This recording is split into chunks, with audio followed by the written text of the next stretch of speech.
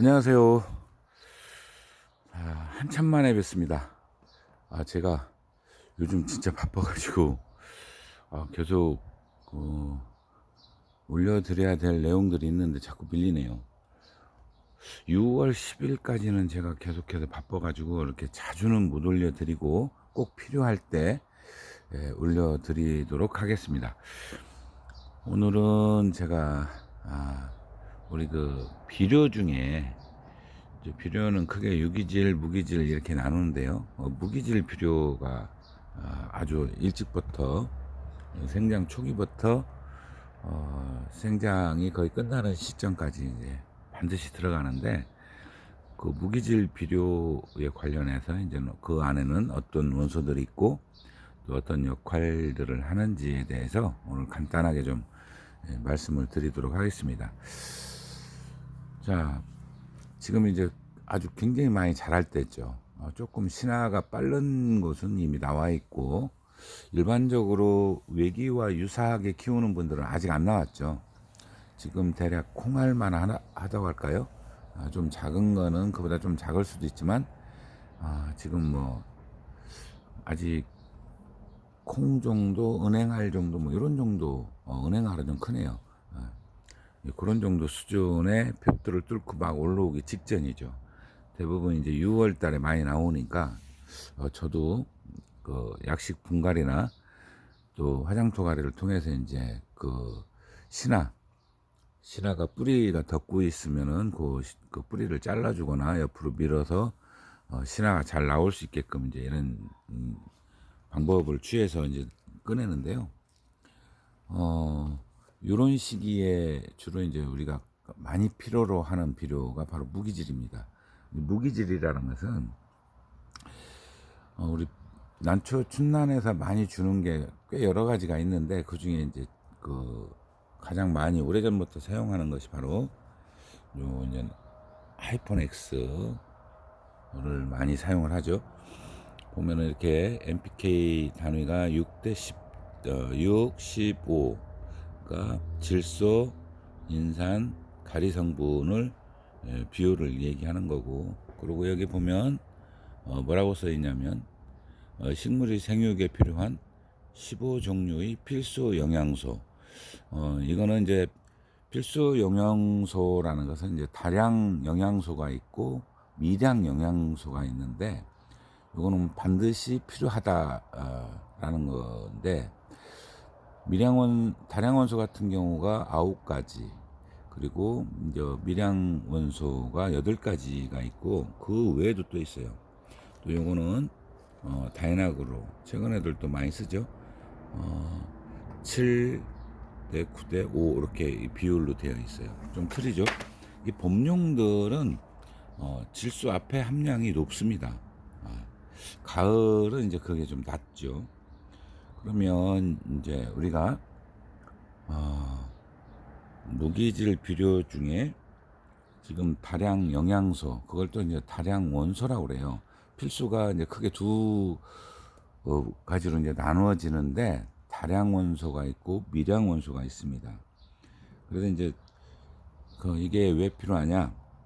우리가 식물이 살아가는데 필요한 바로 이제 원소를 우리가 이제 생명체가 살아가는데 필요한 원소를 생체 원소라고 그래요.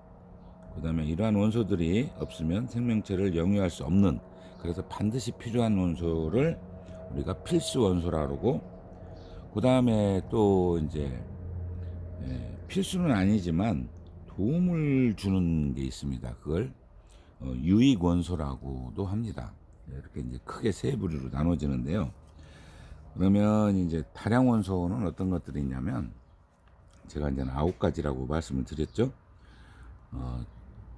탄소가 있고 이제 우리 원소 기호는 C예요. C. 그다음에 산소가 있고 수소가 있습니다. 근데 이거는 우리가 주지 않죠. 물과 공기 중에서 스스로 얻습니다. 그러니까 이거는 일부러 뭐 그걸 주거나 그러진 않죠. 예. 그리고 이제 NPK가 있습니다. 바로 질소하고 인산하고 이제 칼륨이 있고 또 이제 칼슘이 또 있죠. 마그네슘, 황 이렇게 해서 우리가 이제 9가지를 다량 원소라고 하는데, 그 다량 원소와 미량 원소 차이는 또 뭐냐? 식물학자들이 얘기할 때 이제 건조 중량을 얘기합니다. 건조 중량, 평균 함량. 그래서 이제 몇 프로를 우리가 들어가는지 쓰이는지, 탄소나 산소, 수소 같은 경우는 특히 이제 탄소하고 산소는 대략 한 45%, 굉장히 많은 양이죠. 그리고 이제 수소는 6% 정도. 그 다음에 그 질소 N 이건 한 1.5%, 그리고 E는 0.2%, 그 다음에 칼륨은 1%. 비교적 많은 양입니다. 우리가 플러스로는 별거 아닌 것 같죠. 그 다음에 이제 칼슘은 0.5%, 마그네슘은 0.2%, 황은 0.1%, 0.1 뭐 이렇게 들어가죠 다. 예, 여기까지가 우리가 다량 원소라고 합니다. 비교적 많이 쓰이는. 그럼 미량 원소는 도대체 얼마나 적게 들어가길래 미량 원소라고 하냐면요. 자, 미량 원소는 일단 먼저 염소 Cl이 있는데 0.01% 들어갑니다. 그 다음에 Fe 철이죠. 철, 또 0.01. 두 가지는 0.01 정도. 그 다음에 이제 망간이 있고 붕소가 있고, 그 다음에 아연이 있는데요. 망간 같은 경우는 0.005%, 그리고 붕소는 0.002%, 아연 같은 경우는 0.002%. 갈수록 단위가 아주 더 약해지죠. 그리고 이제 뭐 몰리브덴하고 니켈이 있는데 여기는 더 소량입니다. 어느 정도냐면 몰리브덴 같은 경우는 0이 4번이니까 0.00001%입니다. 니켈은 더해요. 니켈은 0.0000001%, 그러면은 7번이죠. 그러다 보니까 이건 일부러 주진 않아요. 우리 그 공기 중에도 이런 극소량의 미량 원소들이 있습니다. 근데 조금 더 들어가는 게 있었죠. 예, 뭐 염소라든가 철, 망간, 네, 붕소, 아연까지 이런 정도는 우리가 여기 보면은 미량 원소나 이런 데 써 있어요. 보면은 그런 거 들어갔을 때 몇 가지 미량 원소 여기도 써 있죠. 이렇게 써 있습니다. 미량 원소 함유하고 있다라고 써 있습니다. 몇 가지, 6가지 다량 원소와 10가지의 미량 원소. 그러니까 이게 아마 그 저것까지 포함하는 것 같아요. 우리가 이제 보통 8가지로 보는데 10가지라고 써 있는 거 보니까 추가로 더 필요로 하는 것이 있는 것 같습니다. 일반적으로는 8가지라고 그러거든요. 자, 그러면은 이제 유익원소가 있습니다. 이거는 반드시 필요한 건 아닙니다. 도움을 주는 그런 게 있는데, 그래서 이제 유익원소라고 하는데 이거는 Na, 나트륨을 이야기하고 아주 극소량이 필요한 거죠. 이것도 잘못하면은 거기서 각종 미네랄을 받을 수가 있는데 오버하면은 안 된다는 뜻이겠죠. 자, 그리고 규소, Si 규소가 있고요. 그 다음에 Se 셀레늄이라는 게 있어요. 그 다음에 이제 CO 코발트, 여기까지 4가지를 우리가 유익 원소라고 이야기를 합니다. 자, 그러면은 이 식물이 사는, 반드시 우리 이제 사람으로 얘기하면은 음식을 섭취를 해서 탄수화물을 섭취를 해가지고 이제 나중에 그 축적이 되면 이제 포도당을 만들고 에너지원이죠. 그 다음에 각종 우리 몸에도 필요한 것들이 뭐 철도 마찬가지고 여러 가지 이제 우리 몸을 구성하는데 필요한 것들이 있죠. 그다음에 각종 비타민 이런 것들을 우리가 음식을 통해서 섭취를 합니다. 따로 물론 제재도 있어서 먹기도 하고 그런 것처럼 식물도 똑같이 식물체 몸체를 구성하는데 반드시 필요한 물질 이런 것들이 있습니다. 그거를 우리가 무기질 비료를 통해서 하고, 그 다음에 아주 극소량은 우리 공기 중에서 또는 토양에서, 그리고 우리가 물을 줄 때도 거기에 들어 있습니다. 그러니까 골고루 주는 것이 아주 중요하겠죠. 자, 그렇게 이제 앞에 우리가 이제 2개 가장 우리 춘난에서 이제 많이 쓰는, 이거 말고도 많이 쓰이죠. 주로 앞에 보이는 거 말고 이제 주로 또 있다면은 뭐 북살, 그리고 뭐 피터스도 있고요. 몇 가지 또 우리가 고형으로 되어 있는 마캄프케 이런 것들이 있습니다. 거기에는 이제 반드시 필요한 것들이 들어 있고 추가로 식물에 더 필요한 것들이 이제 많이 들어 있습니다. 자, 그리고 이제 우리가 3요소라고 이렇게 표현하죠. 질소를. 그 다음에 인산, 칼륨, NPK. 이거 이제 각자 역할이 있습니다. 반드시 필요한 거죠. 질소 같은 경우는 이제 광합성을 하는데 절대적으로 필요한 거죠. 예. 쉽게 얘기하면 이런 거예요. 식물체 그 안에서 단백질 형성을 돕고 잎의 색을 아주 우리가 그 뭐라 그러죠? 녹색으로 유지하는데 아주 중요한 역할을 하는. 예. 이게 부족할 경우는 잎이 뭐 조기에 노화가 온다든가 황변한다든가 이런 것들이 발생하고 그리고 수명이 짧아져요. 이런 것들을 막을 수 있죠.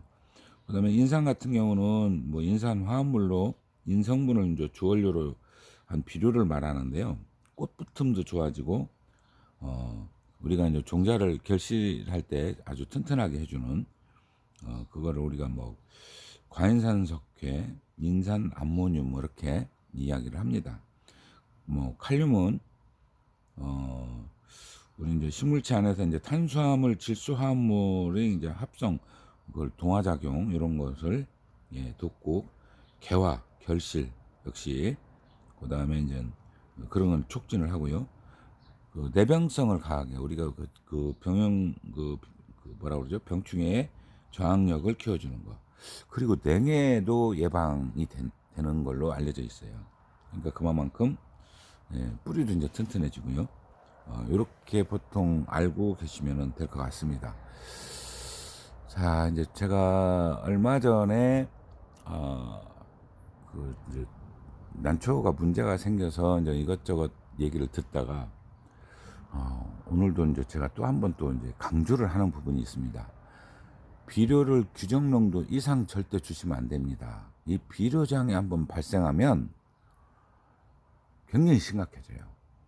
3년 농사 망치고 그 다음에 회복하는데 3년 4년 걸립니다. 예.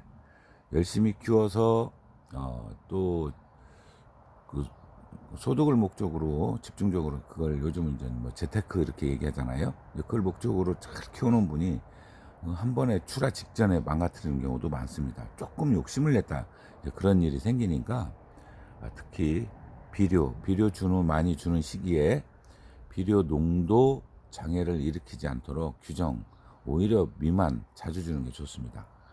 더 적게 줘도 심지어는 뭐 거의 안 줘도 잘 자라는데 아주 안 줄 수는 없잖아요.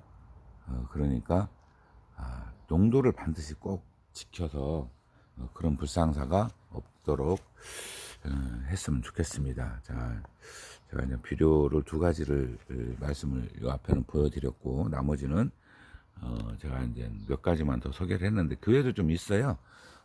현재는 가장 많이 사용하는 우리 그 입문자분도 많이 계시고 하니까 그렇게 초점을 맞춰서 여러분께 말씀을 드려봤습니다. 자, 또 다음 시간에 뵙도록 하겠습니다. 감사합니다.